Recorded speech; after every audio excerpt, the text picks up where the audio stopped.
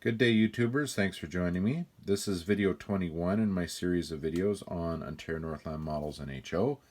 And today we're taking a look at 100-ton hoppers and rear copula cabooses as built by Truline Trains. So starting with the 100-ton hoppers here. So these represent Ontario Northland 6000 series 100-ton hoppers as were built by NSC for the railway. Now, prior to the release of these Truline Trains model, all that we had that represented these 6000 series hoppers were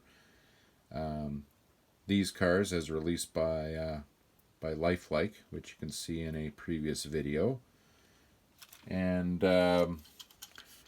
earlier than that, we also have this release by IHC.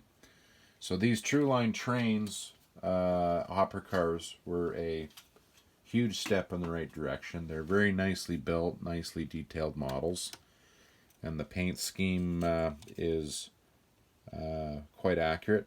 It has been applied very nicely. Now, if I was to get really picky, the only thing that is wrong with these models as compared to the actual physical cars is the number of ribs used in the construction here. These models have 10 ribs, and the actual cars appear to have 13.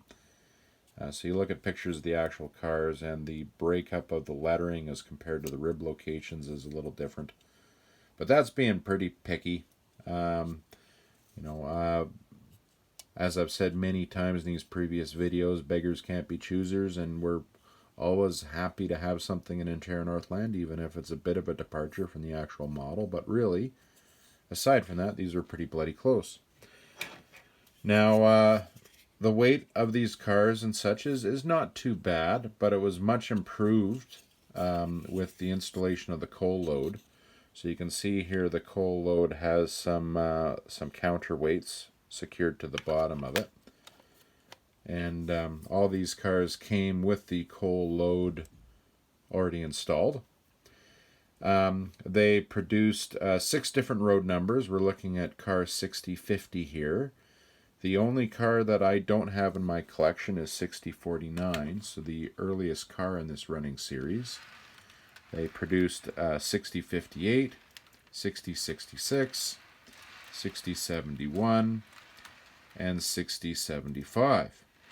Now, based on my research, it appears that 6071 was the highest numbered car in this series. So it appears that the production of car 6075 is a bit of an anomaly that doesn't align with actual car numbering. But maybe I'm wrong. Maybe they acquired a few cars later, just not in the materials that I've been able to find.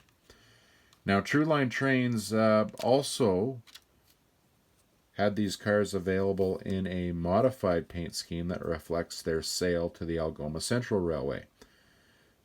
So that does reflect reality, and the patching, as can be seen here, does reflect quite prototypically how these cars appeared when transferred to the Algoma Central.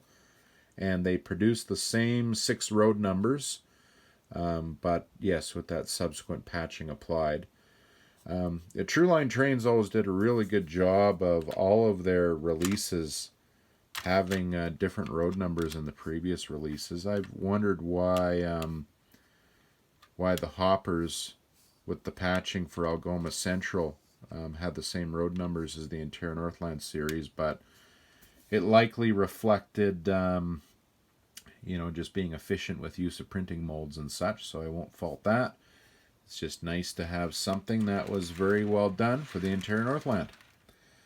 Now, in regards to cabooses, so we'll take a look here first at this very nicely painted, well put together, nicely detailed, high quality rear copula caboose. It represents a prototypical Canadian Pacific caboose.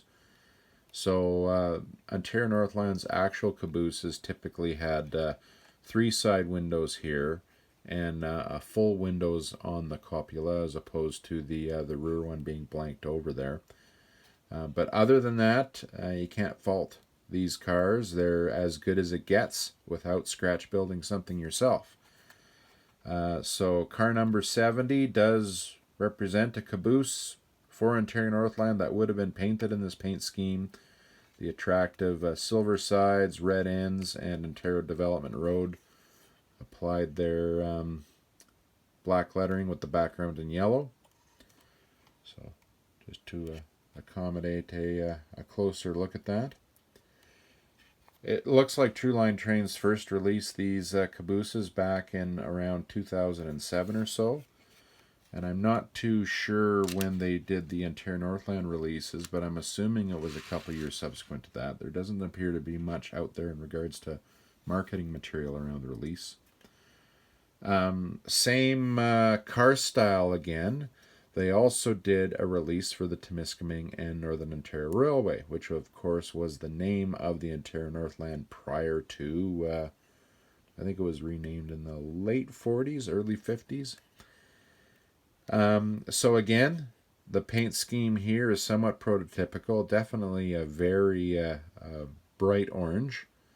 But the application of the road, of the railway name, and again serving the north within the Northland, within the oval, that is all prototypical of how these Cabooses were painted. Another detail feature that the actual Cabooses had that these models didn't is a lot of Ontario Northland's Cabooses rode on what I understand to be typically referred to as passenger trucks.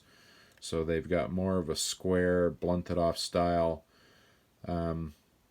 These are running on more typical freight car trucks, which some of their Cabooses also ran on, but cars in the 70 series seem to run on the passenger car trucks. But I'll leave it there. These were very nice.